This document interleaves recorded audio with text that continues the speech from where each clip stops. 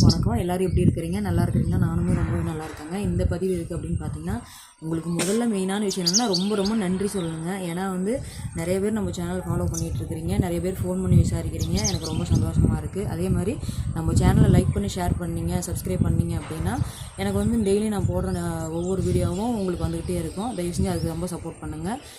இப்போ இன்றைக்கி என்ன பதிவில் பார்க்க போகிறோம் அப்படின்னு பார்த்தீங்கன்னா, நம்ம நாமக்கல்லில் விஸ்வகர்மா கம்யூனிட்டி சேர்ந்தவர். அவர் நமக்கு ஜாதகம் அனுப்பிச்சுட்ருக்கிறாரு. அவருக்கு ராகு கேது செவ்வாய் இருக்குங்க. அவருக்கு 34 வயசு இப்போ நடந்துகிட்ருக்கு. 34 வயசு நடந்துகிட்ருக்கு. அவங்க வீட்டில் 2 பசங்க தான்.